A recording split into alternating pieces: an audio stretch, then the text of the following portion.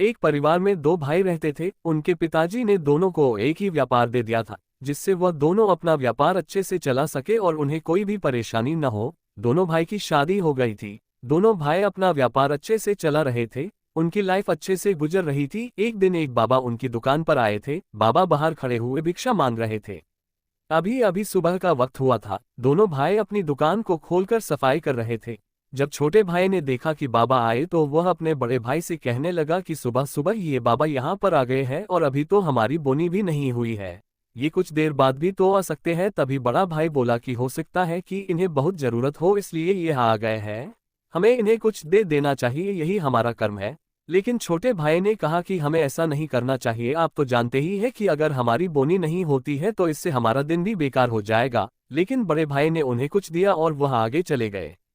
इस बात पर छोटा भाई बहुत गुस्सा हो गया था, लेकिन उसने कुछ नहीं कहा था। दोनों भाई सफाई करके अपनी दुकान पर बैठ गए थे।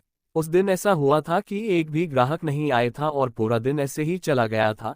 जब शाम हुई तो छोटे भाई ने कहा कि आज आपकी एक गलती से हमारा बहुत नुकसान हो गया है। आज कोई भी नहीं आया है और हमें खाली हाथ ही घर जाना होगा। इस पर बड़े भाई ने कहा कि अगर आज ऐसा ही होना था तो ऐसा ही हुआ है, इसमें किसी की भी कोई गलती नहीं है। अगर हम ऐसा न करते तो हमारे दरवाजे पर आया कोई भी आदमी खाली हाथ ही जाता, जबकि ऐसा नहीं करना चाहिए। लेकिन छोटा भाई तो अपने मन में यह बात समझ चुका था कि गलती भाई की है और इसी कारण ऐसा हुआ है।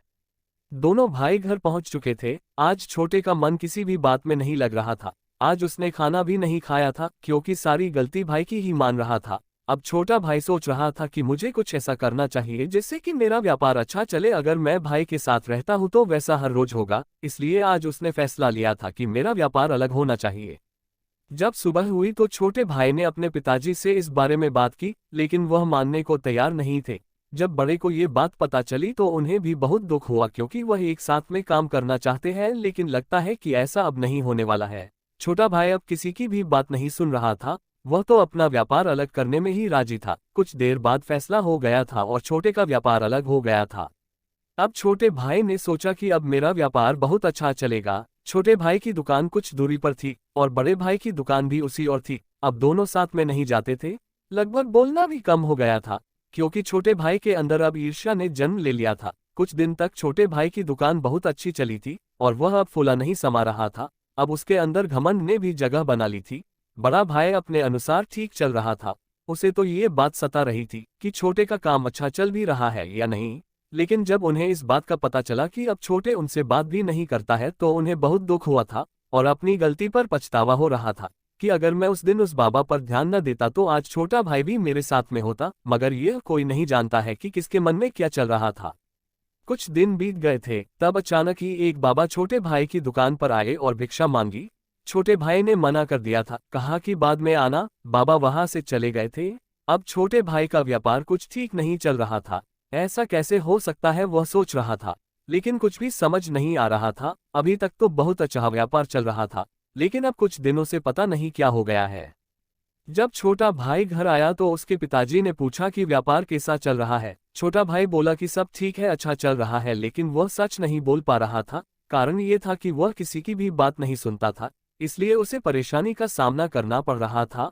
अब वह परेशान रहने लगा था। एक दिन वह अपनी दुकान पर बैठा कुछ सोच रहा था। तभी उसके मन में ये ख्याल आया कि मुझे अपने बड़े भाई के पास चलना चाहिए। मैं अपने घमंड में उनसे बात करना भी भूल चुका हूँ। मेरी वजह से सभी लोग परेशान हैं, यह मेरी ही गलती है जिससे सभी दुखी है। ये सोचता हुआ वो अपने बड़े भाई के पास गया और बोला कि मुझे माफ कर दो, मुझे ऐसा नहीं करना चाहिए था। बड़े भाई ने कहा कि कुछ भी कहने की जरूरत नहीं है। अगर मन में पछतावा आ जाता है तो हमारे अंदर से सभी गलत धारणा अपने आप ही निकल जाती है। इस तरह दोनों भाई फिर से एक होकर काम करने लग गए थे। ये बात सही है कि हम जब एक साथ मिलकर कोई काम करते हैं तो हम उस काम को बहुत आगे ले जा सकते हैं और अलग होते ही हमारी ताकत भी बढ़ जाती है। इसलिए एक साथ मिलकर काम करें और एक साथ मिलकर रहे, तभी हमें सच्ची खुशियां मिलती है। जीवन का यही सार है कि आपको साथ में रहना चाहिए, तभी आप कुछ भी कर सकते हैं। कहानी पसंद आई हो तो लाइक और सब्सक्राइब करें।